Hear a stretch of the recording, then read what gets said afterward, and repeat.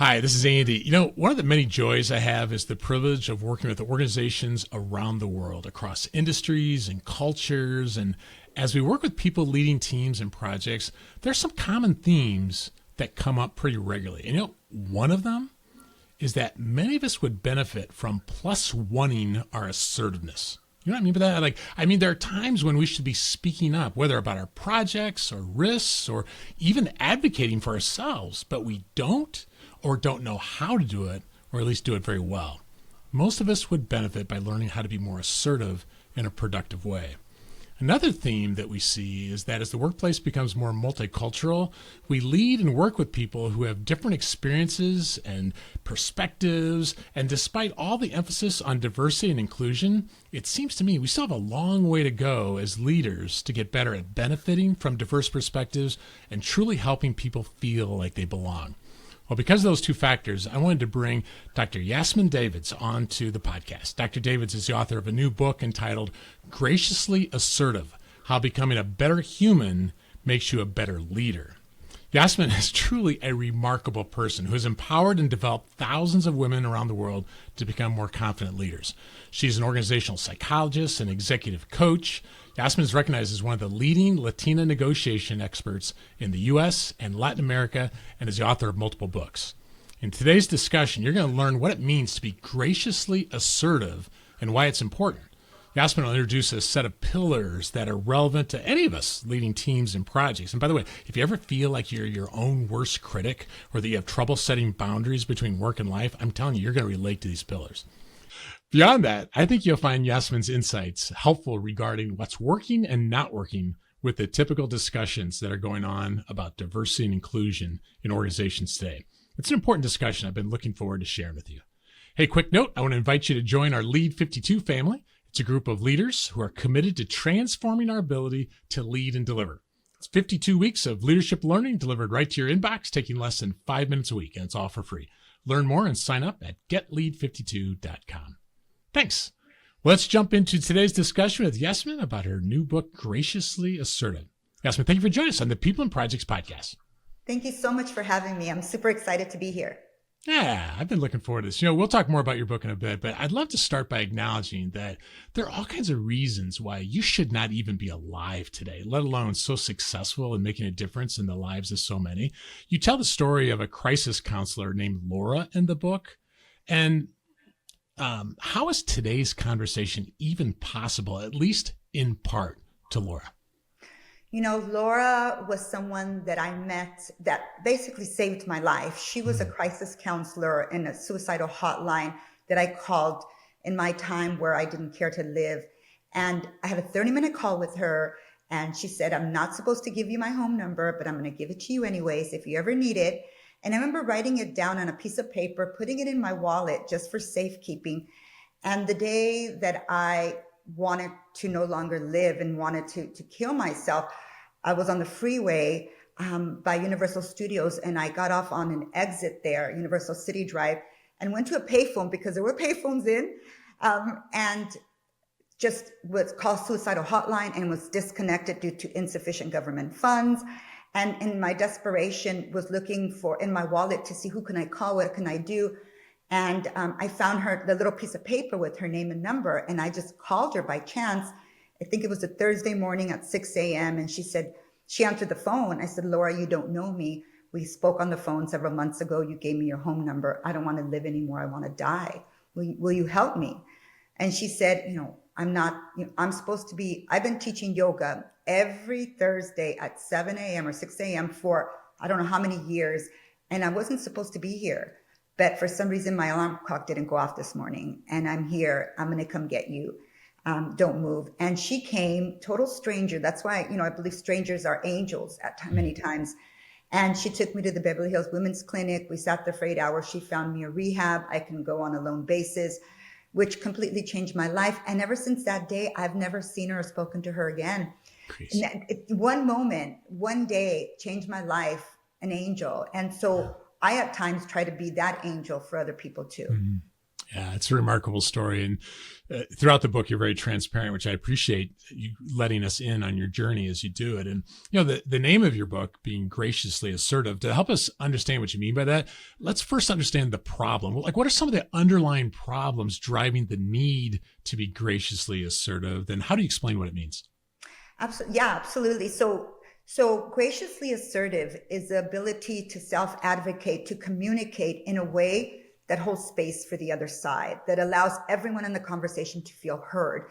And most people are either not assertive enough to get what it is that they need across, or too assertive where they come off aggressive. It's one or the other. And for women, the issue that actually came about graciously assertive was many years ago. I was teaching women how to own their power, and they were becoming assertive, but going and telling their bosses exactly what they thought in a way that was not conducive to an environment that their boss or colleagues received as acceptable. So they weren't getting the results they wanted, and they would come back, and I said, okay, we need to fine tune this. And we started with, making sure the other person felt safe when they approached them, making sure the other person stayed open. And by acknowledging them, by being empathetic to the other person's situation as well. We all have a lived story. We're all going through something at all times, not just our needs. And so we shifted where I taught women how to be more gracious when they were going to assert their needs. And they started practicing that. Not only were they so much more successful, their lives changed at work, their colleagues, their relationships, they actually started applying it at home and in their community, and they became better mothers, became better wives, because they realized that the graciousness, which is really coming from a place of gratitude, completely transformed them as human beings.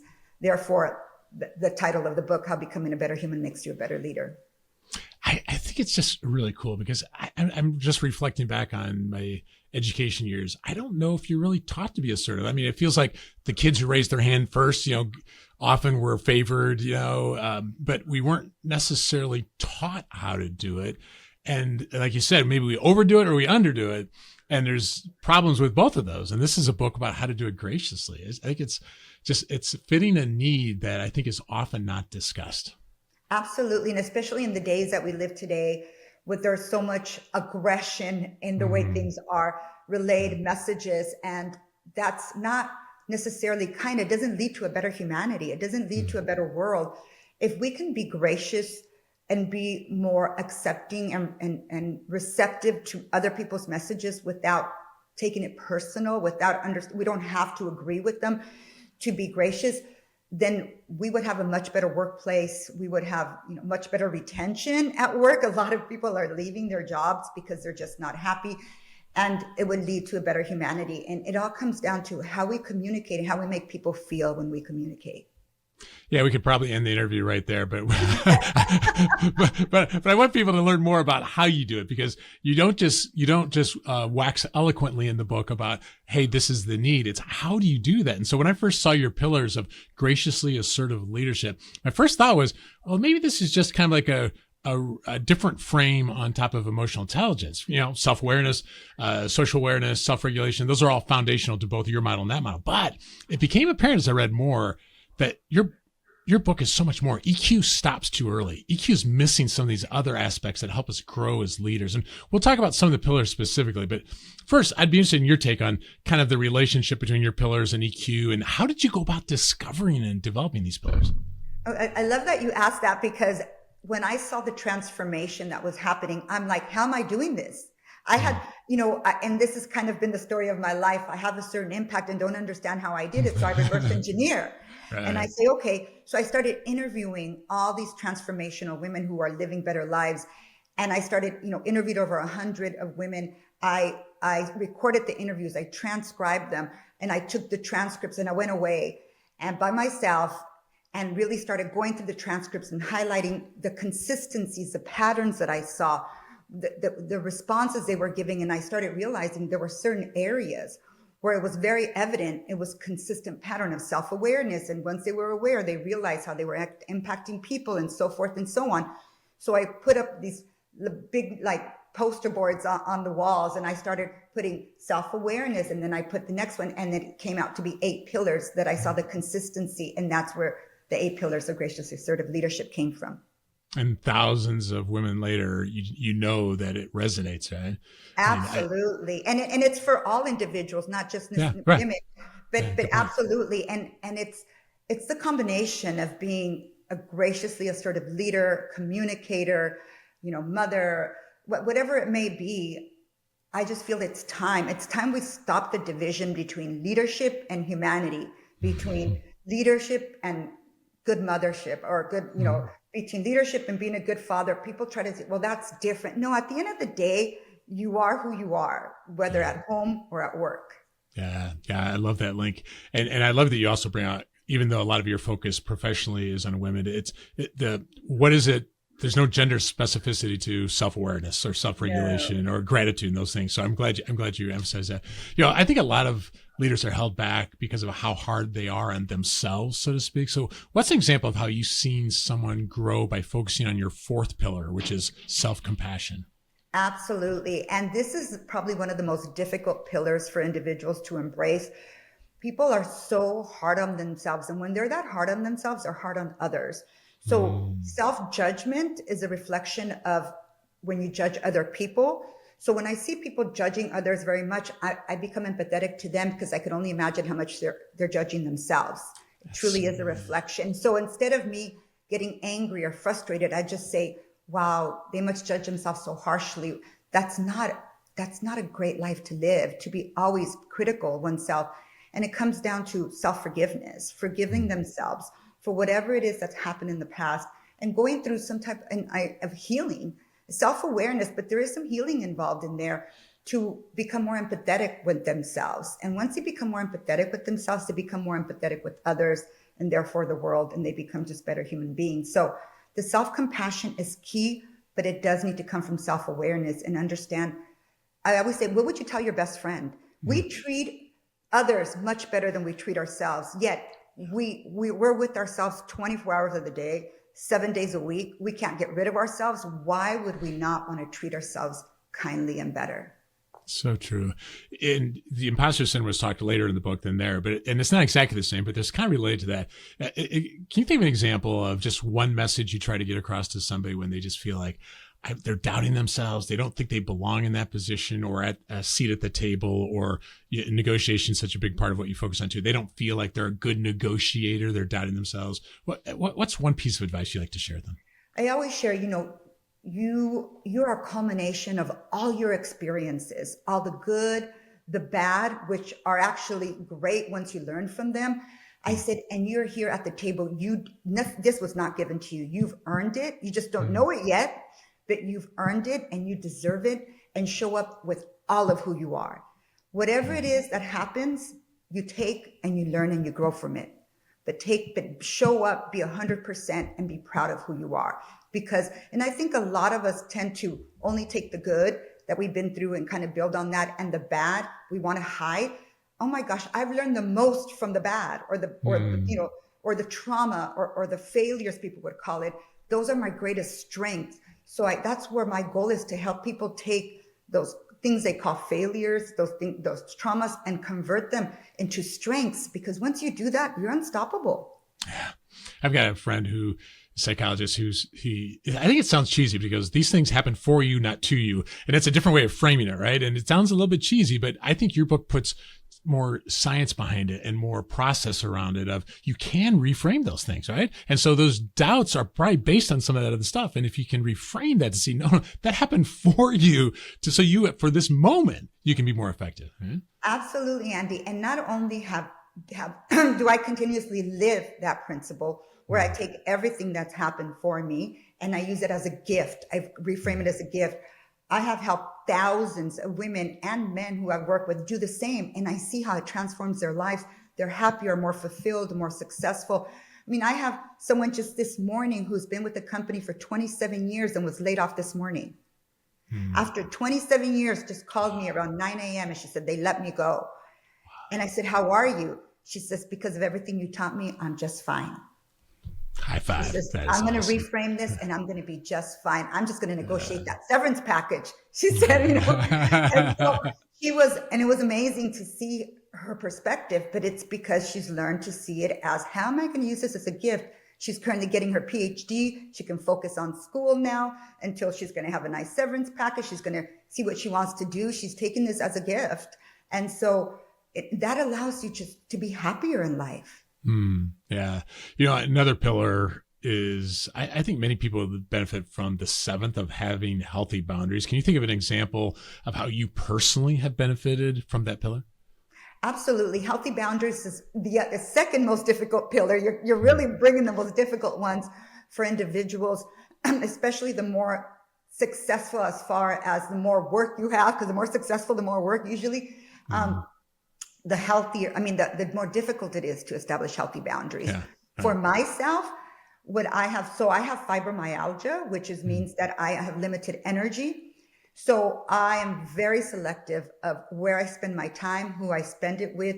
I don't waste time. I'm not around judgmental individuals. I have a team that will work with them. In other words, I mitigate those. And I'm very good now. I've gotten very good at establishing boundaries around energy and people. So if there's someone that I don't work or take clients on that I don't like, so meaning that I don't think are, graciously work with. And I've built my business to be able to do that. And I don't deal with people who I don't think are kind or gracious or just good human beings. And if there is somebody, let's say we have a contract and somebody shows up, then my team will. Because for me, energy is very important. And for me to stay in the space where I want to help people, I need to have the type of energy where it's clear and it's clean for me. And I've been able to, many people say, well, you have the luxury of doing that. No, I created my world so that I can do that. It wasn't given to me. I've created everything I have. I've created from scratch, from nothing, to be able to have this type of life where I can do that. Yeah, that's a great way to think of it that way. Yeah, I appreciate you actually sharing it that way. And you have story after story of people sharing of how, just like you said, the reward for good work is more work. And so as they got more and more responsibility, that these boundaries, it's almost like we need to be reminded. So for me, I've taken certain days off the calendar for speaking. So there's just boundaries. I just feel like I've got more breath, I've got more space. And interestingly, revenue didn't go down, right? And so isn't that interesting how this works? That when you follow the pillars, you're not restricting or holding yourself back. You're actually breathing life into your work, right? Absolutely. I did the same thing. I said, for this year, I'm going to not do a lot of things I'm going to do. I'm going to downscale on some things because I need to revisit, like, what do I want 10 years from now? I need to, and so I'm like, okay, if I take a hit on revenue, okay, if I do, oh my gosh, I've done that. And like revenue has increased and, and even because I've allowed more space to just visualize, and that has resonated with some energy, I guess, that has brought about larger contracts that I was not expecting. Yeah. I'm feeling extra special that you said yes to this interview now, knowing how restrictive you can be with your schedules. That's great. Thank you for being able to do that. I'd love to introduce your graciously assertive communication model to our listeners. So just as an introduction, so let's say someone listening to us, she feels like her ideas are consistently being overlooked during team meetings, let's say. She speaks up and people maybe nod their head, but just doesn't get traction. And she feels like she needs to say something to her boss, but she's not sure how. Would you walk us through your model just to see how she could graciously advocate for herself? Absolutely. And as you know, that is such a common situation that many people find themselves in, and they let the frustration build because they don't have language to be able to address it. And then their tone becomes rather aggressive. So my number one recommendation before I start with the model is please, please, please, watch your tone and record yourself before you actually interact, and then send it to 3 people who are going to be honest with you. And tell them, how does this tone sound? Because no matter what tools I give you, if your tone is one of anger or frustration, the tools, they won't matter because people will get defensive, right? So when one is in that type of situation, it's truly about showing your boss, let's just say you're going to talk to your boss, that it's not just about you, that it is about the team or about, everybody who's involved. You would approach it, which is step number one of the model. And that is to show appreciation, to come with empathy, to show that you're listening and that you understand the other person in the perspective by saying, let's just say, Andy, you're my boss. Andy, thank you so much for all the work that you're putting into the team to ensure that we meet our goals. I see that the team is very excited about the project we're doing, and I'm really appreciative of all the work you're doing. So step number one is really opening the space so that the other individual can hear you and be open to you. That is key and you're actually showing gratitude for that person. And my thing is, find something that they've done that's positive, that can contribute. There's always something, leave it open. And then you can move to step number two, which is expressing yourself with I statements. I feel that I've brought in some ideas lately that have not really been taken in consideration or have maybe overlooked. My information is, solidified by data that I've accumulated on the ideas that I bring to the table. So you're not saying you didn't listen to me, they didn't listen to me. Anything that's not I sounds accusatory. You never want to sound accusatory, right? And then you move on to, once you state what it is that you are feeling or what it is that you want on the I statements, then you go to step number three, which is finding common ground or shared goals. Now, you have to identify beforehand, what are our shared goals? What does my boss want that I want, that the team wants? Well, they want success in their project, whatever it may be, right? So being able to say, I know we all have the common goal of succeeding in this next project. We all want to make sure that we reach our numbers, whatever it may be. And I'm sure that my contribution can help reach that goal, right? And then you move to proposing solutions and asking for input from the other person, and say, how about at our next meeting, we can take some time to go over not only my perception or my contribution, but maybe we can ask for everybody's contribution on what they think, and then we can get their input on my contribution and maybe other people's contributions. What do you think about that? And is there anything, or do you have any other ideas that maybe can work?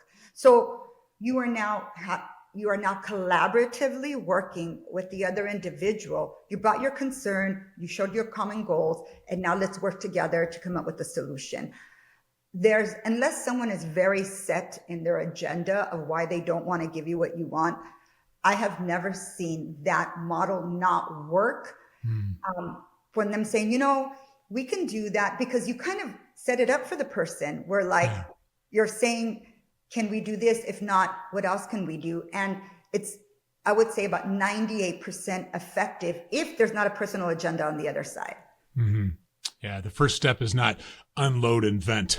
I think sometimes what happens is it builds and builds and builds and builds and builds, and then it's that last thing that just causes us to explode. And I didn't really put this together when I read the book, Yasmin, but now that you explained it, I can see why you're such a good negotiator, because isn't there some tie between negotiating and what you just walked through? I mean, absolutely. It is one of them. Yes. Yeah. I mean, that is exactly what you do when you're negotiating. This model is a model that you use when you're negotiating with difficult people. Right. And that's to make them feel safe, to go on their side, because they're already oppositional. Once then you make them feel safe, and then you show them, it's called the golden bridge, and we can cross over it together. So there's different wording, but it really is similar to that same model. Yeah. I don't know how I missed it in the book, but I think it just shows how portable this model is to help us in lots of different areas, not just advocating for ourselves, but we could use it to advocate for our company, to advocate when we're working with procurement or something like that. So yeah, that's good. So much of your work has also been helping organizations with diversity and inclusion. And I'm just curious on your take on it. What do organizations or leaders often get wrong when they're thinking about diversity and inclusion? And maybe an example of how you try to get them to think and act differently. Anything come to mind? Yes. And I do believe they all have good intentions. They all have great intentions. They just have a way of seeing. They want to be able to increase their numbers in diversity without changing any beliefs or behaviors, right? And it doesn't work that way. what I help them do is be able to understand that diversity is complex and inclusion is complex, just like people are complex, but it doesn't mean we need to be afraid of it. Doesn't mean we need to run away from it. It needs to embrace the complexity of it and understand that different lived experiences means different personalities. It means different ways of seeing the world. And unless we are open to them, we're never really going to change the way we do business. So what I recommend is to them, which is kind of, at first is kind of like, whoa, what do you mean? I say, if you invite someone, they say, how do we know if people feel inclusive? I go, then ask them. Ask them. I mean, it's super simple. If you invite someone to the table and ask them, did you feel included, during our meeting? And if not, what would make you feel included? I mean, just directly ask them and take the feedback seriously and systematize it and operationalize it. And what I mean is, and I'll give you a perfect example. When we went from my institute, it used to be a leadership institute for just Latina women. We then went to a multicultural program institute. And we had a situation where one of our Black women came up to me and said, there was 2 Latinas speaking Spanish in front of me, and it made me feel like I didn't belong. Right? So I said, oh no. I said, I didn't work this hard to, so I went back into class and I told, I said, look at, thank you so much. I told this individual for sharing that. Our goal here is to make sure everyone feels included, but I also want to be authentic to people to feel authentic. So you're more than welcome to speak in your language with someone as long as you translate it for everyone else. So we actually converted that into a policy where if you want to share something, a commonality in Spanish, and you'll say what it means is, and then people actually learn about each other's cultures that way, or each other's, language. And so if you're speaking, Chinese, you can say it in Chinese to someone, and then you'll repeat it in English. And it's become a way of sharing language and sharing culture with one another. And I institutionalized that as a policy because I wanted everyone to feel included. They can do that at organizations if they choose to, right? And at different levels. But they want to keep things the same, but they want to change. They want everyone to feel included. It doesn't work that way. You need to change behaviors, policies, and operationalize ways of inclusion in order to help people feel included. I'm trying to remember, I don't remember the source of the phrase. It was something like, not everything that matters can be measured, not everything that measures matters. And I think it's just, my observation is sometimes it feels like diversity initiatives or inclusion initiatives are about the numbers. Look at the stats, and whether it's hiring or demographics or things like that, or number of people that went through training, but just because we can measure that doesn't mean it's changed, right? And so that change is more of the discussions I'm taking from what you said, right? It's like, Absolutely. do you feel included? Yeah. And it's really about having leadership. I mean, it has to start with the CEO. I don't care what anybody says, Andy. I've been out there for 20 years. If it does not start with the CEO believing and living this institutionalization of inclusion, it's not going to happen. It's just not, it starts from just like anything. If parents aren't showing how to be a certain way, the children are not going to learn. If leadership is not showing how to be a certain way, then the rest don't follow. So it'll just be time and money spent. That's not going to go anywhere. And see if and I agree with you, but I'm just curious what you think about this. Even if you don't have it at that level, maybe what can we do within our team anyway, right? So absolutely. Yeah. Many individuals feel, well, my leadership's not doing it. There's no hope here. And I always say, no.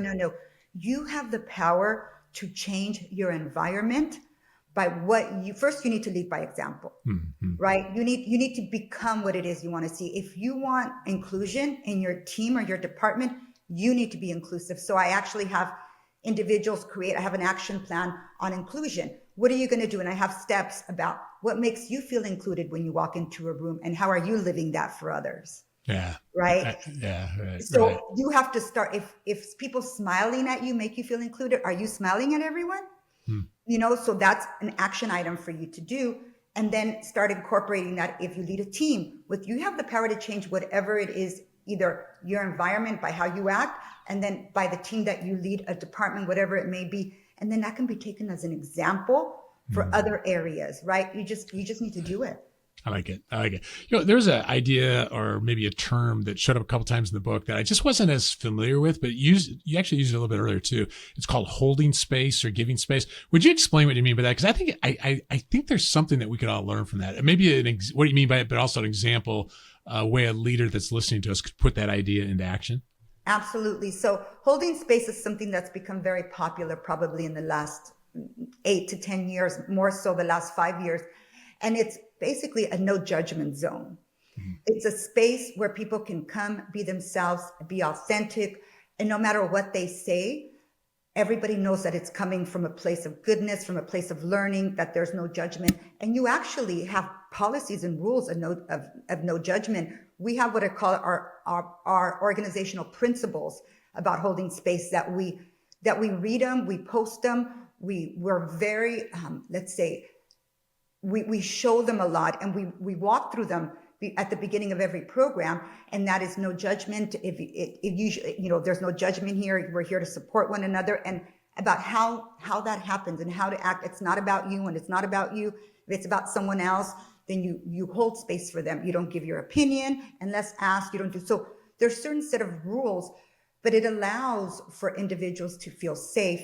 And I had the dean of the USC Marshall School of Business ask me, well, how do you teach leadership different to multicultural women? Because we have a multicultural women leadership program. I said, why don't you come to class and ask the women?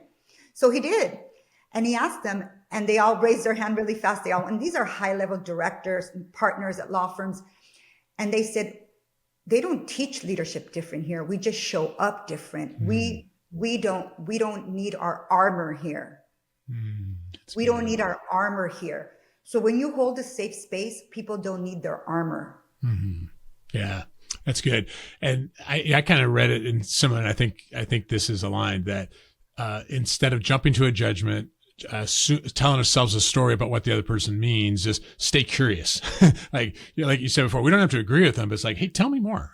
Tell me more about what you meant by that, or what was it like for you to grow up in that sort of situation, or how did you see that situation differently than how I saw it? Curiosity, is that part of this space? Absolutely, Andy. And let me give you an example exactly of that. What you said in that holding space, we had someone, because we have multicultural, so a lot of women don't know about other people's cultures. Mm-hmm. So we assume best intentions. That's one of the principles. And so someone said, oh yeah, that person, she speaks Mexican. Mm-hmm. Now, Mexican is not a language, but to her, that's what she learned. So that can be very offensive to someone, right? That's Mexican, but because we assume best intention, and that's one of our principles. Someone who is Mexican said, I'll just call her Carrie or something. She said, Carrie, I know you assume best intention with that, but I want to make sure that you're never in a situation where you actually insult somebody. And that, Mexican is not a language, it's Spanish. And then she was so apologetic. And she said, but I know you didn't mean it in a negative way. So here's an opportunity to educate. And so she was educated. Everybody was educated, and it was great. But you have to create that space. That's what's key. Yeah. I like that. It's not, we will make mistakes, but it's how do we repair those when we do? And it's this learning process of giving people some space, some assuming best intentions. You can just imagine the difference that can make on a team, as that's like compounding benefits over time. Absolutely. And it just creates a space that no matter what, you really never make a mistake, because you're always learning. That's a good and point. You don't know what you don't know, but you're all invested in teaching each other. Yeah. So many things I'd love to talk with you about, Yasmin, but let's end with this, because we have a lot of parents who listen to the podcast. And can you think of some ways that you've used these ideas as a parent to build a graciously assertive environment at home? Absolutely. So, not even meaning to do it, it happened automatically where I have teenagers, and even children, 5, 7 years old, that will call me or say my student or my alumni will call me and say, my child wants to talk to you, or my team wants to talk to you. They want to say thank you. And I'm like, okay. And they say, thank you for giving me a better mom who doesn't judge me. And what that means is before, let's say a teen says, I want to study this in college, and it's not something the mom or the dad believe will bring them money. Like if it's art or something like that, and they say, art's not going to make you, make a living.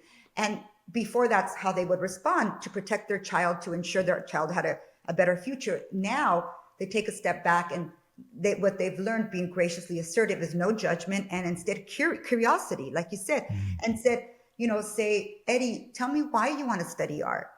What is it about art that, and is there a way that you believe you can make money from art? And so the teen is looking at me, saying, wow, like my mother actually listened to me. My father actually cared up to why I wanted to study art. And once I shared with them, this is my idea, then they said, okay, we will, support you in that. However, we want you to minor in business or something. Like they negotiated, and then it works for them. And they're just completely transformed. The parent, they just now listen.